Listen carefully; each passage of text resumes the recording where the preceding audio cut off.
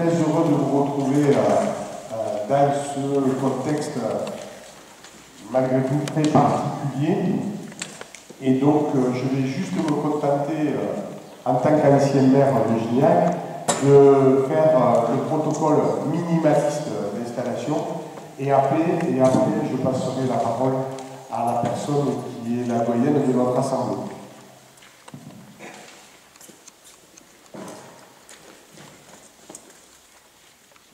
Donc, je vais commencer à faire l'appel. Servel Olivier. Sorel Joël.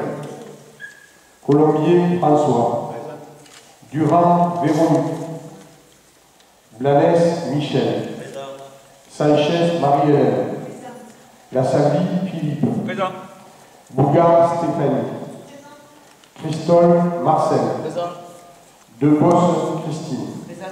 Nadal Olivier. Francine Dehaye. Serge Palzon. Annie Faré. Clément Saboureau. Christelle Cano. Nicolas Depoix. Magali Rodriguez. David Osilia. Sophie Assaïd. Dominique Rénard. Sabine Journet. Ludovic Navas. Marie-Noël Fiot. Thierry Poléa. Myriam Ponce. Richard Garcia. Et M. Jean-François Soto, ici présent. Nous sommes donc au complet. Et donc, j'appelle donc le plus âgé, c'est la formule de l'article qui est ici, la doyenne, notre amie Francine Dehaye, donc a présidé cette séance puisque le conseil municipal de Gignac est installé. Je lui donne donc la parole. Oui, bonjour. Merci d'être venu. Donc, le conseil va choisir pour secrétaire, si elle en est d'accord, Marie-Hélène Sanchez. Marie-Hélène Sanchez.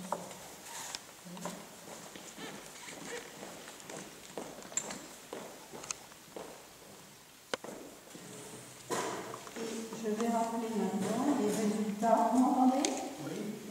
Je vais rappeler maintenant les résultats du scrutin du 15 mars 2020. Nombre d'électeurs, 4603. Nombre de votants, 1729. Nombre de bulletins nuls ou blancs, 319. Nombre de suffrages exprimés, 1410. Liste pour Gignac, 1410.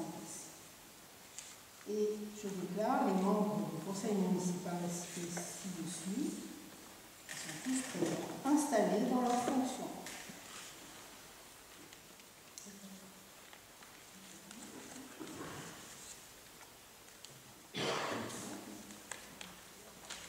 Alors j'invite le conseil municipal à procéder à l'élection du maire. Et le conseil municipal désigne deux assesseurs, la personne de Clément Saboureau et Sophie Assaïd. Merci de prendre place.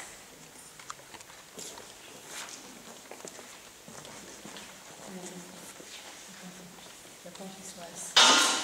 Alors, qui fait acte de candidature? Je suis candidat au poste de maire de Gignac. Chaque conseiller municipal, à l'appel de son nom, va s'approcher de la table de vote et venir voter.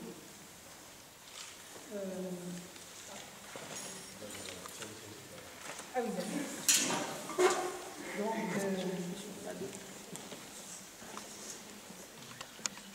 je vais appeler chacun pour venir rejoindre. D'abord, Martine.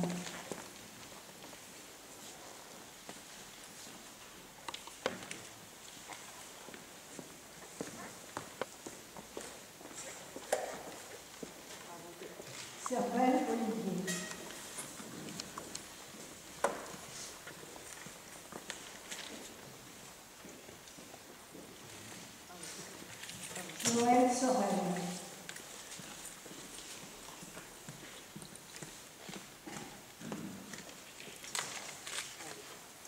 François Colombier.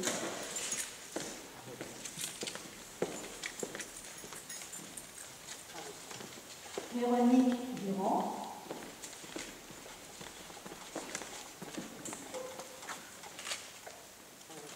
Michel Blanès.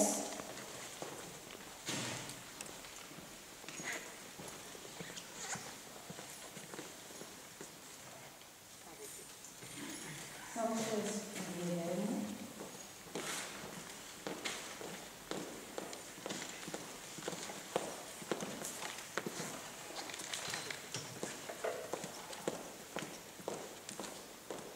Lassalle Philippe.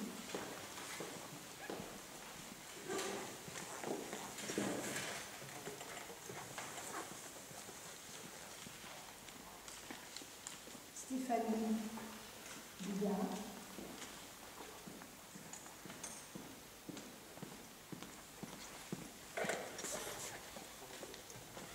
Marcel Christol.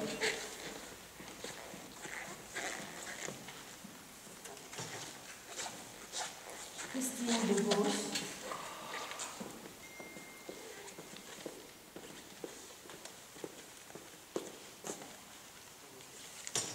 Olivier Nadal.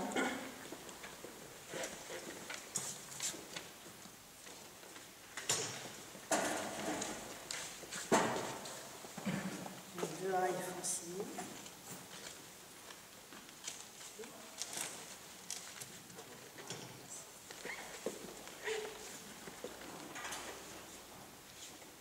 Fazov Serge.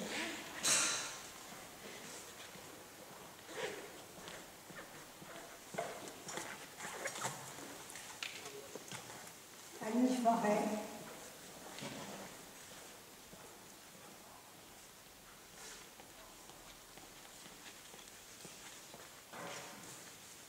Clément Saboureau.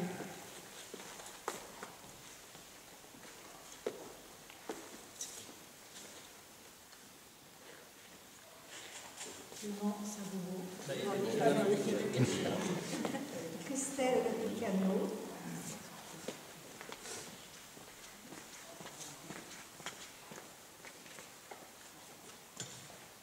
Nicolas Dubois.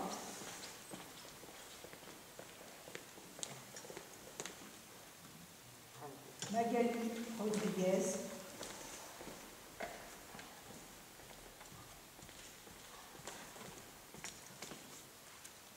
David Osilia.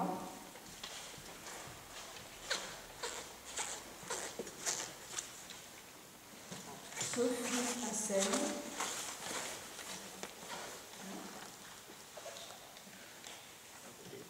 Dominique Renard.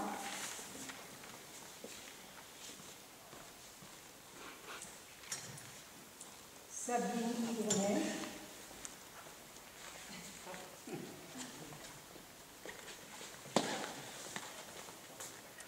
Ludovic Navas.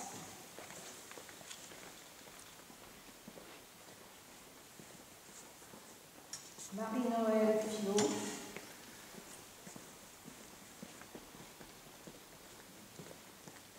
Thierry Poléa.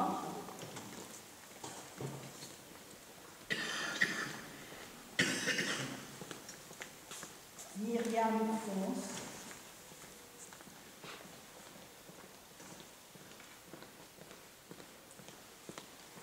Richard Garcia.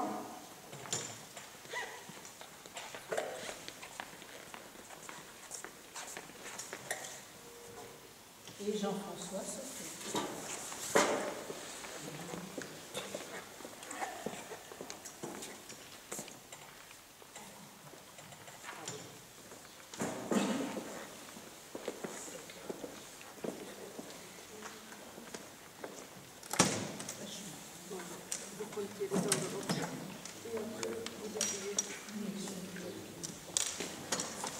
Est-ce qu'en attendant, quelqu'un souhaite prendre la parole?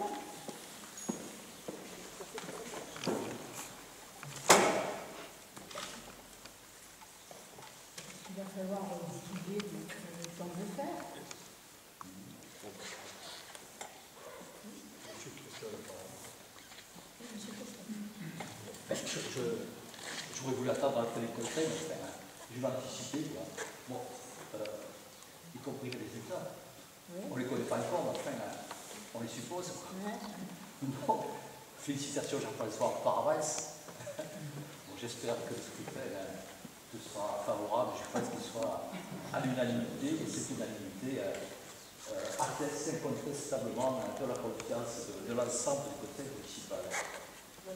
Je crois que pendant 6 ans, tu as été et tu es un maire actif, entreprenant, non avare de tes efforts, au service de la population au quotidien, au plan local et bien sûr à la CCVH, mais aussi au plan départemental. Je voudrais aussi féliciter tous les adjoints. Je pense que le conseil municipal va voter également sa confiance. Les adjoints qui ont fait un travail remarquable sur le terrain, au quotidien, au profit des habitants de Gignac, et bien sûr.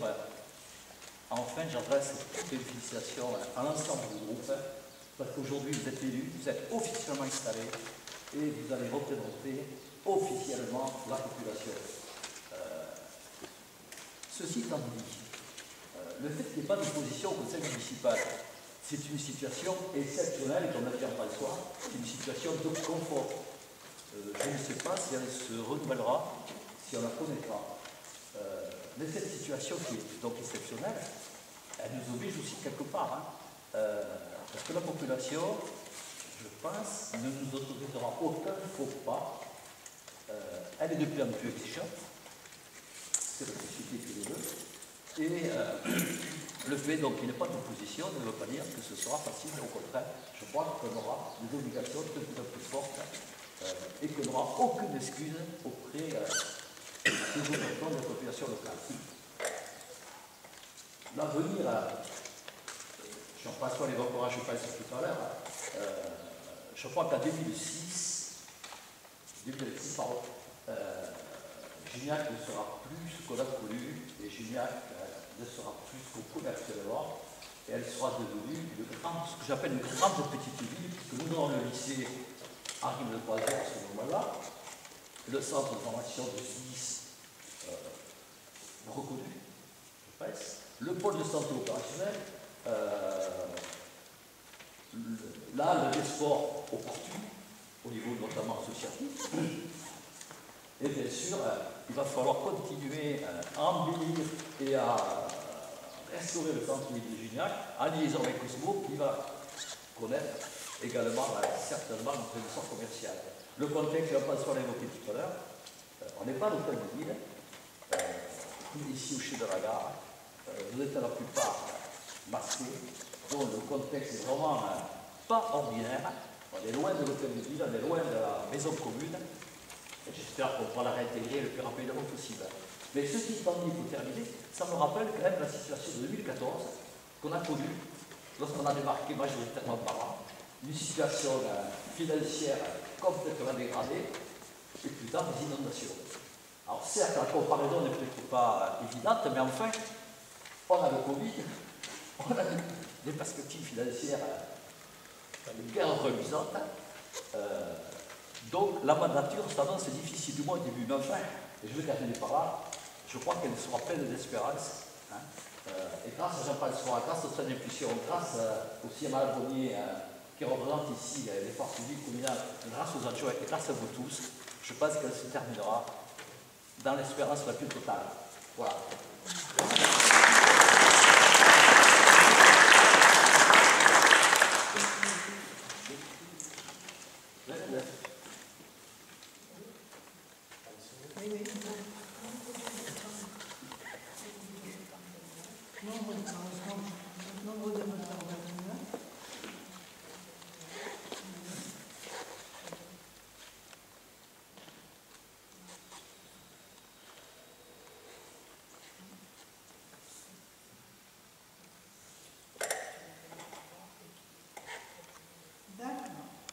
Donc, M. Jean-François Soto a obtenu 29 voix et il est élu maire.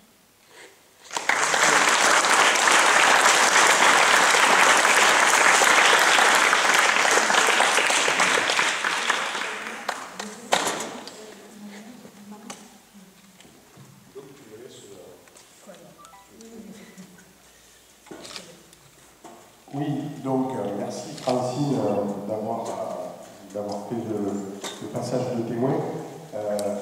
Juste avant de procéder au vote des collègues adjoints, je crois que l'intervention de M. Christol est assez significative du contexte dans lequel nous nous trouvons. D'abord dire que, évidemment, le contexte particulier est vraiment plus que particulier, puisque d'habitude, c'est plutôt une fête républicaine et on ne peut pas le faire avec nos conjoints, nos épouses, époux et amis, et puis l'ensemble de la population. Donc c'est vraiment un contexte regrettable, mais bon, ainsi est fait le contexte sanitaire de notre pays.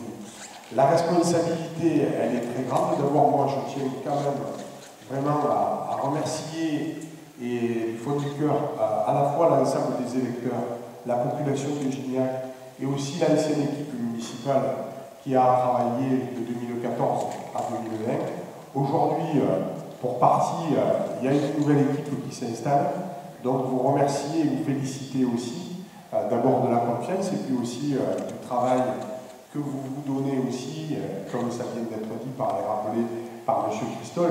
Il est évident que les responsabilités vont être de plus en plus fortes. Alors, à chaque période, il y a ces difficultés, et je crois qu'aujourd'hui, les conséquences de sortie de crise vont être importantes et on aura forcément pas mal de choses à régler. Je pense en particulier lors de notre prochain conseil municipal, ici même, le 2 juin, à modèle, non pas assemblée générale comme ce matin et en mode électif, mais plutôt en mode de travail, puisqu'il faudra regarder un petit peu et voter le compte administratif 2019, mais aussi prévoir des impulsions au niveau de ce que l'on va donner aussi comme si au monde économique en particulier. On aura l'occasion de revoir peut-être aussi le règlement du marché, aussi les droits de terrasse qu'il faudra peut-être envisager sur la gratuité et faire une année blanche en 2020.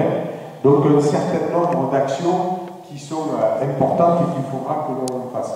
Il y aura aussi peut-être à anticiper des décisions par rapport au camping et par rapport à l'année blanche, peut-être pendant les festivités de cette année 2020, faire un point global de la situation budgétaire, ça a été rappelé par notre ami Marcel Christol, et donc tout cela, c'est quelque chose d'important.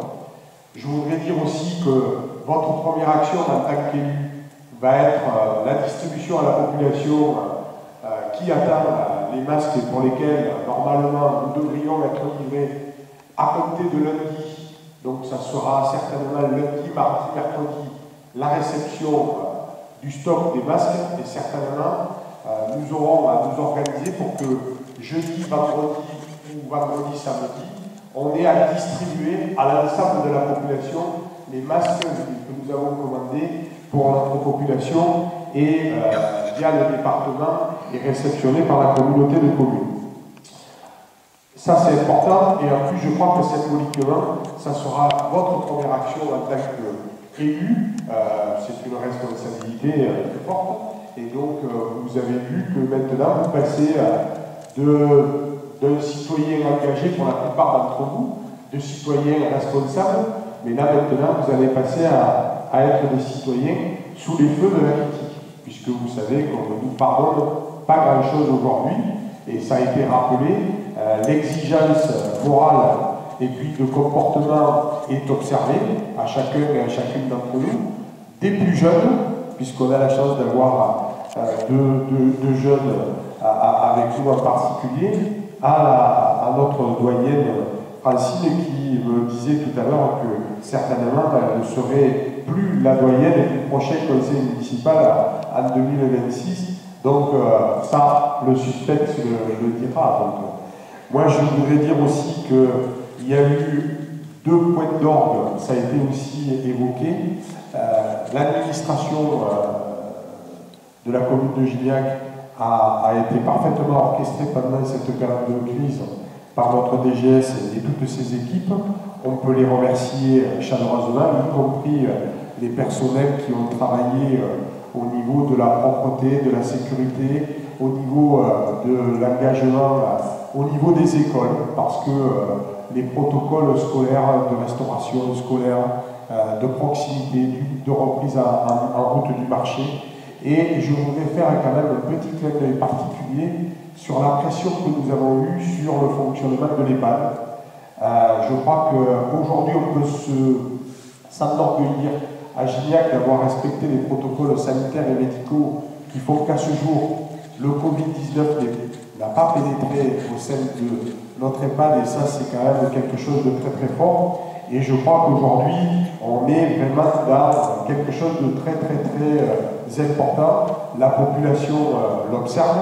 Merci à tous ceux qui ont aussi cette semaine permis de réussir une ascension exceptionnelle de par le fait de son absence et de ses manques, à savoir que moi je tiens à saluer toutes les initiatives des associations, de tous nos jeunes qui ont participé autour de Philippe Lassalle sur des manifestations virtuelles, mais même sur des manifestations à cœur de ville pour la sortie symbolique de l'Ave Martin.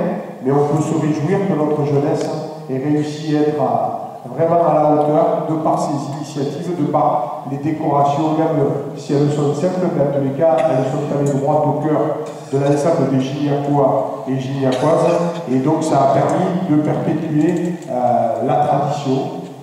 C'est une année particulière, évidemment, et aujourd'hui, on est vraiment très touché par ça. Je voudrais faire un remerciement général à l'ensemble des soignants, et je pense aussi à tous ceux qui ont travaillé et œuvré au quotidien, les caissières, les éboueurs, tous ceux qui ont participé, la police, etc., etc., comme chacun l'a fait. Et d'ailleurs, à ce sujet, j'aimerais que nous observions une minute de silence pour tous les décès qui ont frappé l'ensemble de nos concitoyens sur l'ensemble du territoire national face à cette pandémie. Donc je vous demande de vous lever, et nous allons procéder à une minute de silence. Merci.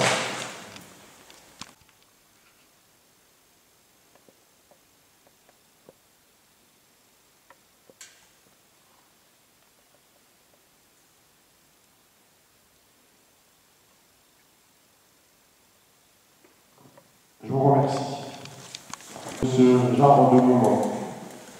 En même temps, quelques informations générales, vous dire que la reprise des travaux du lycée, ça a été évoqué, suivent leurs opérations avec des mesures très importantes de sécurité qui devraient nous permettre de faire la rentrée pour les secondes en 2020. Saluer l'action du département qui, pendant ces périodes difficiles, à travers la pharmacie du SDIS, nous a permis de récupérer du gel hydraulique et hydroalcoolique, pardon, et chaque fois hydroalcoolique, et donc on a pu le remettre aux écoles, à toutes les classes maternelles, primaires, mais aussi au collège, et donc ça c'est très important et on les remercie, le président du département et le contrôleur général aussi.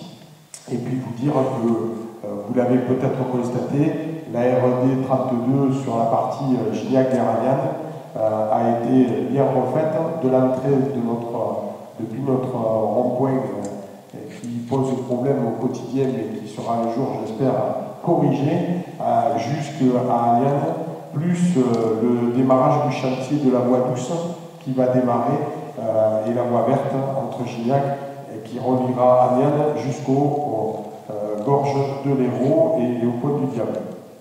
Voilà ce que je voulais vous dire dans ce premier moment. Alors, c'est vrai que cette année, ça a une saveur particulière à cette installation, dans le sens où on est un peu mitigé. Mais bon, en tous les cas, on est très très heureux. Je voudrais vraiment terminer en saluant vraiment qu'on est tous très touchés quand même de la confiance que nous ont renouvelé les Gignacoises et les Gignacois, le tissu associatif avec lesquels, je crois, on tisse, grâce à chacune de nos actions et de nos décisions, les conditions pour qu'à Gignac, la vie se déroule dans une grande sérénité.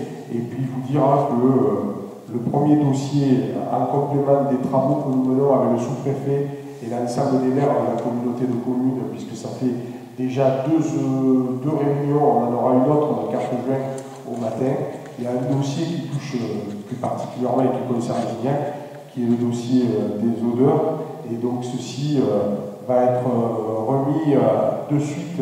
Ça a été interrompu avant la crise sanitaire, et donc on va reprendre ce dossier pour essayer de le faire aboutir dans les meilleures conditions. Voilà ce que j'avais envie de vous dire maintenant, et vous dire que je suis très heureux d'être à la tête de l'équipe du nouveau conseil municipal. Une nouvelle aventure s'ouvre, et comme vous avez pu le constater au niveau des tableaux de bord que l'on vous fournit tous les jours via notre directrice générale des services, auquel je vous demande de transmettre à l'ensemble du personnel communal de toutes nos félicitations et remerciements, et dire qu'il y a une équipe motivée, engagée, responsable et déterminée, parce que Gignac va continuer sa croissance normale, et comme ça a été salué, on s'est aperçu quand même que pendant la période de confinement, globalement, la population a respecté les règles, et puis surtout, on s'est aperçu que dès le cœur de ville jusqu'au nouveau quartier Cosmo et les producteurs locaux, on avait quand même, y compris à l'accès aux soins, on a quand même des services de qualité qui démontrent que progressivement, on a quelque chose qui va se construire au fil du temps de manière très forte et qui consolide le bien-vivre à Gignac avec des services de proximité. Je n'oublierai pas toutes les reprises sportives qui sont remises après l'été. Aucune salle municipale ne sera réouverte pendant la période qui va s'ouvrir à nous. Et puis, on verra ce qu'il sera possible de faire pour les événements culturels, mais à partir de la rentrée, parce qu'on va respecter. Et quant au sport, là aussi, ce sera plutôt des pratiques indoor qui seront favorisées, bien évidemment. Donc, voilà, tout ce que l'on peut aussi envisager de faire dans le respect des règles barrières et sanitaires. Et encore ce matin, le marché progressivement reprend son envol, et il faudra qu'on revoie un certain nombre de mesures là aussi. Et on s'aperçoit donc que Gignac est à la pointe des services de proximité et commence à grandir avec mesure et équilibre. Merci à toutes et à tous, et puis donc bonne mandature. Voilà. Merci.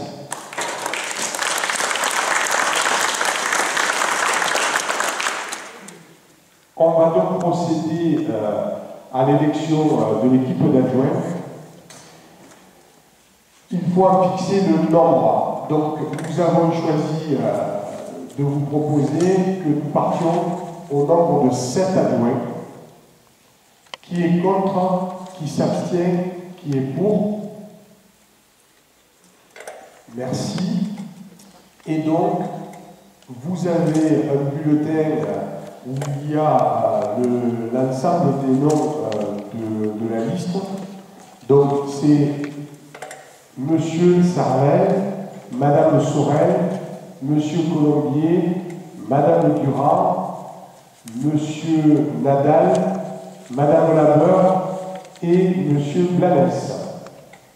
Vous avez le bulletin qui est devant vous, et vous avez, c'est dans l'ordre du tableau comme on le dit progressivement, donc je le reprends. Premier adjoint, M. Servel. Deuxième adjoint, Joël Sorel. Troisième adjoint, François Colombier. Quatrième adjoint, Véronique Durand. Cinquième adjoint, Michel Ganès. Sixième adjoint, Martine Labeur. Septième adjoint, Olivier Nadal. Donc, je vais vous inviter à venir procéder au vote. Madame Labeur, Martine.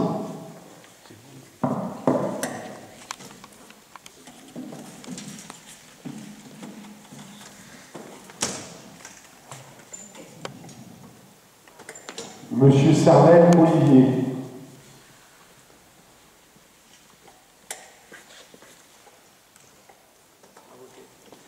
Madame Sorel, Joël.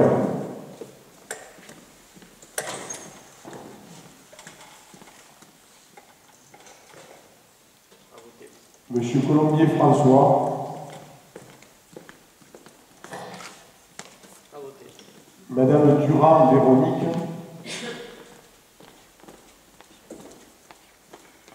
Monsieur Michel Glanès.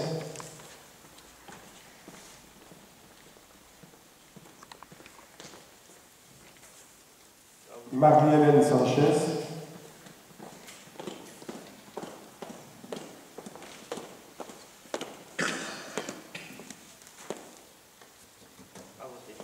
Philippe Lassaldi.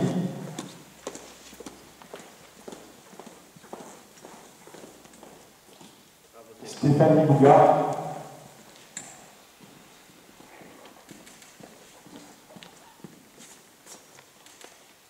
Marcel Christol.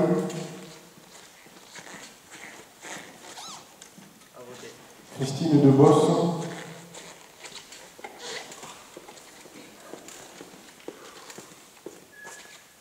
Olivier Nadal.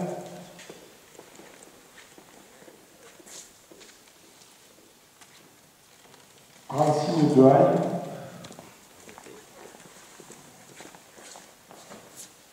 Serge Talzon.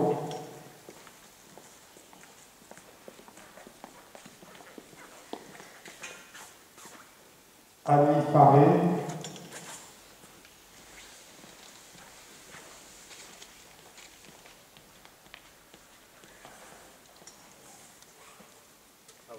Clément Savoureau.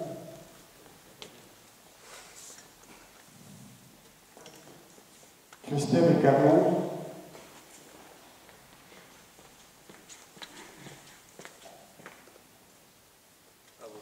Nicolas Depoix.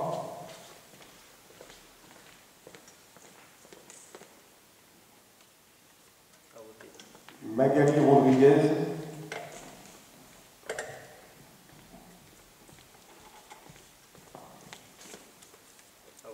David Ozilia.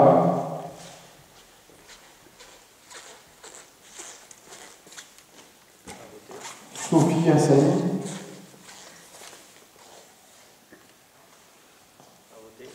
Dominique Rénard.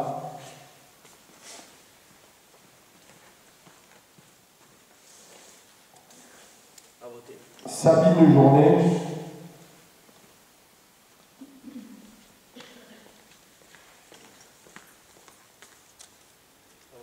Ludovic Navas.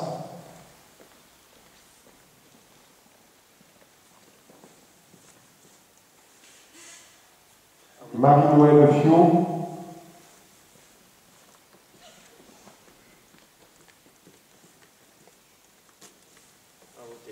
Thierry Poléa.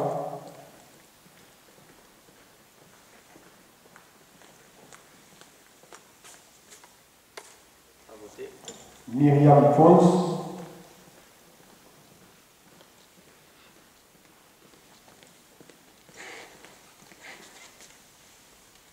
Richard Garcia.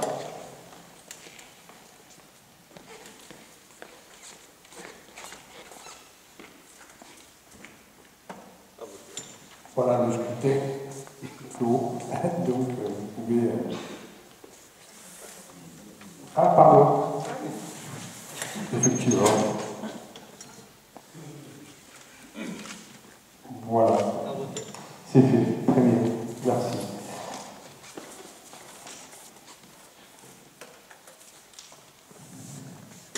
Juste vous rappeler, pendant que nos collègues travaillent, que le 2 juin, donc, à 18h30, nous ferons ici un conseil municipal qui là procédera à l'installation de toutes les délégations intermédiaires, y compris les commissions de travail et les commissions Gilliac Énergie, CCAS, la communauté de communes Vallée de l'Hérault devrait, comme vous l'avez vu, si jamais il n'y a pas de correction d'ici les 15 jours, normalement s'installer mi-juillet, puisque vous savez que dans notre communauté, il y a une commune qui doit passer à un deuxième tour, c'est la commune voisine et amie de Saint-Amand-de-Sangonis.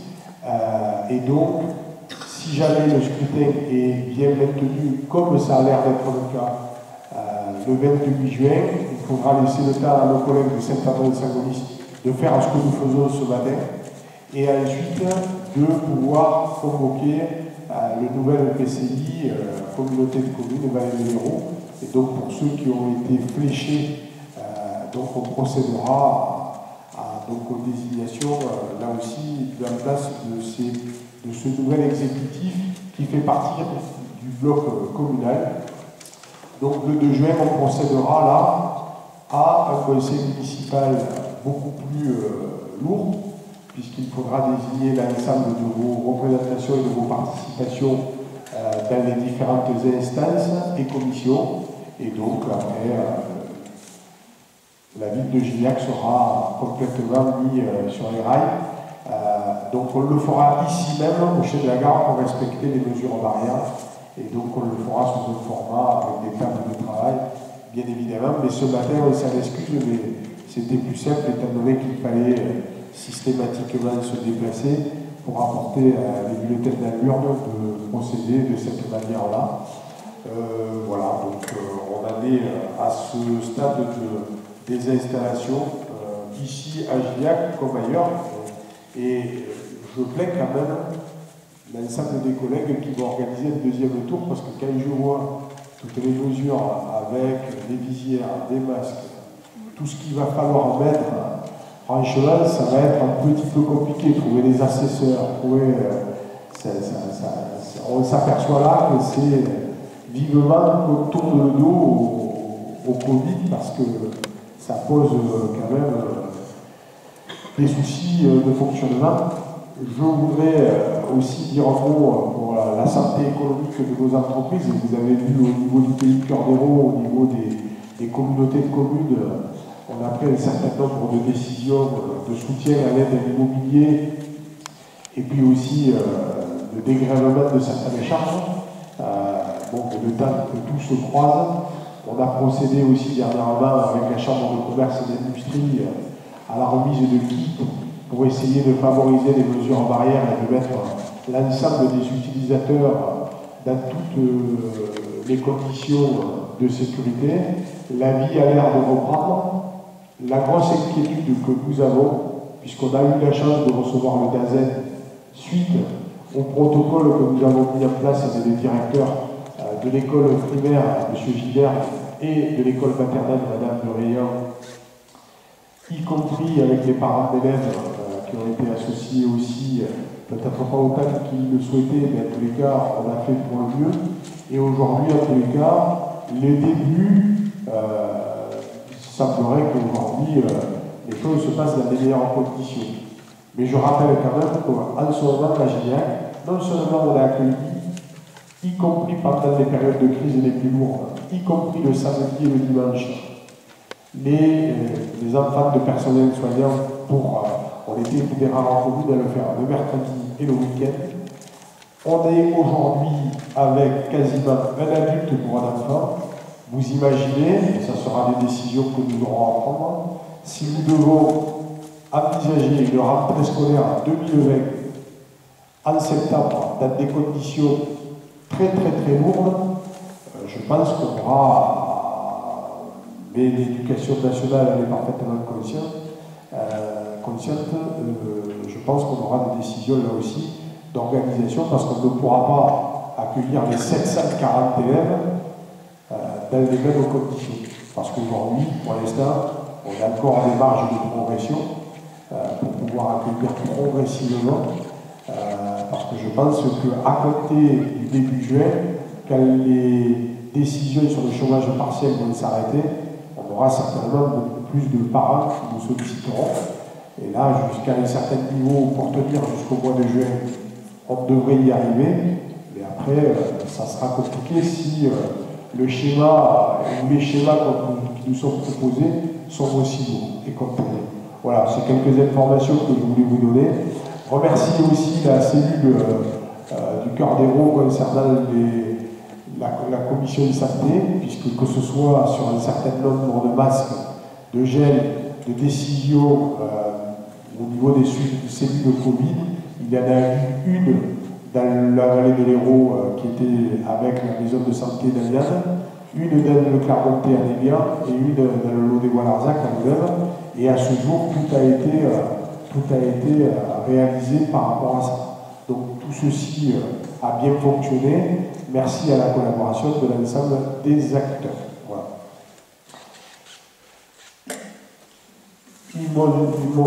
Nos jeunes collègues donc, ont dit qu'il y avait eu 29 votants et la liste a obtenu 29 voix. Donc félicitations à l'ensemble de l'équipe des adjoints. Je les invite à mettre leur écharpe et je vais remettre son écharpe à Olivier Gadal. Voilà. Et tout à l'heure, on fera une photo à la fois collective avec les adjoints, mais aussi, je vous demanderai, on s'étalera et on essaiera de faire une photo au niveau de l'ensemble des élus. Je voudrais dire, avant de procéder, pendant la période de crise, il y a eu un remarquable travail qui a été effectué, je crois qu'on peut être tous fiers de ça, immédiatement, une de nos priorités a été d'informer et de tenir informer la population.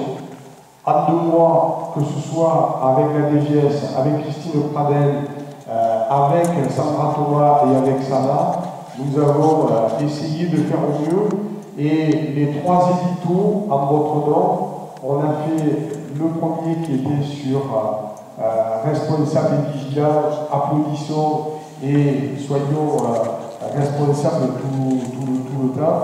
Et je crois que quelque part, c'est quelque chose qui me paraît être fondamental sur le agissons collectivement, parce qu'on a tous nos propres décisions à faire, mais je crois qu'on s'est aperçu qu'avec les outils que nous avions et les interlocuteurs et interlocutrices, et je voudrais saluer l'ensemble des bénévoles qui ont fait autour du Mescadis des masques, des surblouses pour les pads, tous les citoyens, tous ceux qui ont fait, à tous les cas, quelque chose pour l'ensemble de la population, et ça me paraît être quelque chose de totalement important à souligner. Le tissu associatif qui a su relayer auprès de ses membres adhérents, quelle que soit l'association, et aujourd'hui on a vu que le site de la ville de Gignac et les outils sont suivis par plus de 3000 membres, ce qui est important, et donc même si je ne suis pas très pro réseaux sociaux, en ce qui me concerne, en tous les cas, je dois dire que ça nous a bien servi à pouvoir avancer. En même temps, on a eu un traitement particulier pour notre population des plus de 80 ans, où on leur a envoyé, parce qu'ils beaucoup nous ont sollicité pour quelles étaient les mesures à prendre, et donc on a essayé de donner ces informations. Je crois que vraiment, pendant cette période-là, tout le monde a répondu de manière très forte. Donc on peut les remercier, et surtout toutes les initiatives qui ont été prises par la population et par les associations, et puis l'ensemble des structures municipales. Il me faudra, juste avant de lever la séance, à moins qu'il y ait d'autres interventions, que je procède à la lecture de la charte de l'élu. C'est pas très long.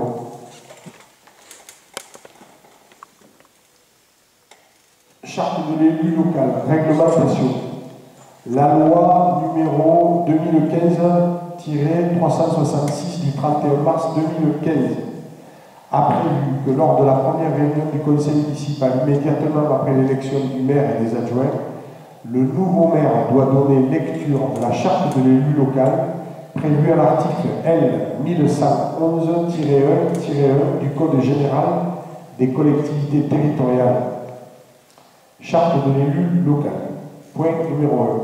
L'élu local exerce ses fonctions avec impartialité, diligence, dignité, probité et intégrité.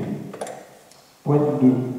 Dans l'exercice de son mandat, l'élu local poursuit le seul intérêt général, à l'exclusion de tout intérêt qui lui soit personnel, directement ou indirectement, ou de tout autre intérêt particulier.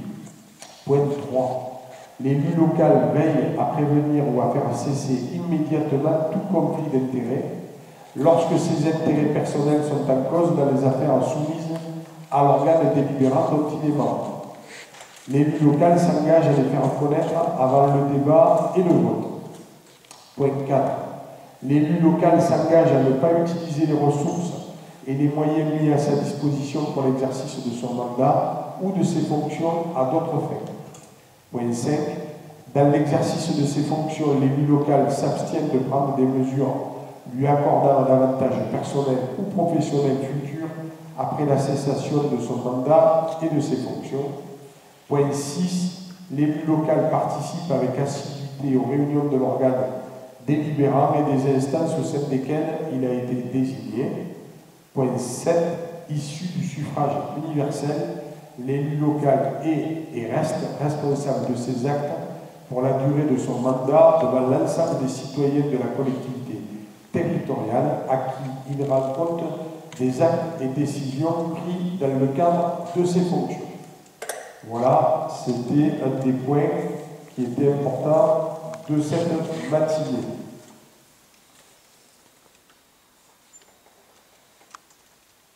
Donc,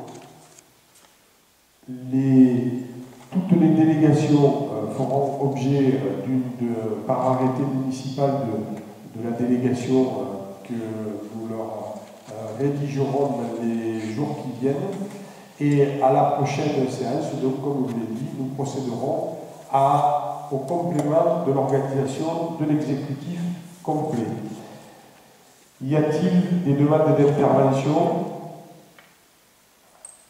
des demandes d'information complémentaires? Et sinon, j'aimerais inviter d'abord les adjoints à venir nous rejoindre et on prendra une photo collective. Et ensuite, avec l'ensemble des conseillers municipaux, on fera une photo en utilisant toute la longueur le maximum de la salle pour une photo souvenir, puisque cette année, et on s'en excuse, évidemment, le contexte n'est pas au partage avec la population, mais on aura l'occasion, mais peut-être si la situation sanitaire s'y prête, on essaiera de faire en sorte que l'année prochaine, à pareille époque, on passe un petit moment un peu plus solennel. Voilà. Merci à toutes et à tous. Et donc, je déclare la première séance levée. Merci. Je tiens à préciser que M. Mira a filmé notre installation et ce sera mis sur le Facebook, on va dire en façon différée, dès la fête de la séance du conseil municipal. Merci. Je voudrais en profiter aussi pour remercier Steve Ormide et Tiffaine Combi qui nous ont accompagnés au sein de l'équipe municipale qui ont accepté d'être dans les prochains candidats à monter au cas où, parce que la vie d'un groupe c'est toujours très compliqué. Et donc sur une longueur, écoute, en tous les cas, bienvenue à toutes et à tous. Et moi, sachez que je suis très heureux et très fier d'être à la tête de cette nouvelle équipe. Merci.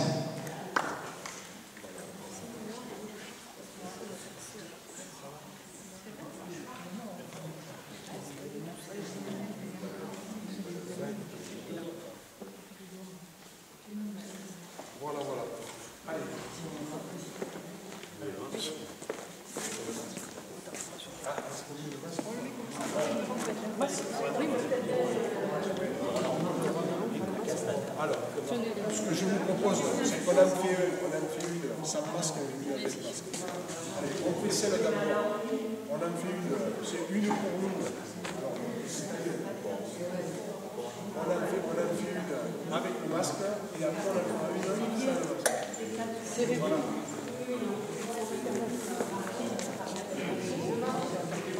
Et voilà les Français.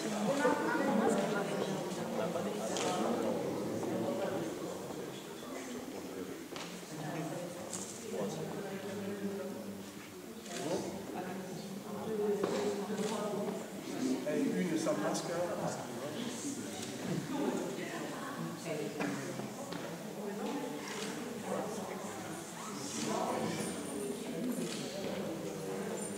Merci, merci. Merci, merci. Allez, on va se mettre là-bas avec l'ensemble du conseil, si on peut. Peut-être.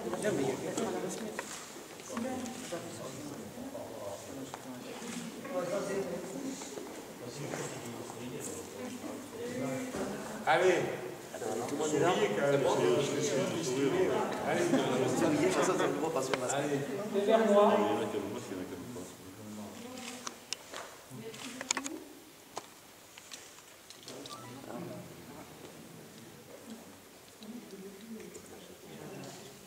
Allez, parti. C'est bon? Monsieur Mira, c'est bon?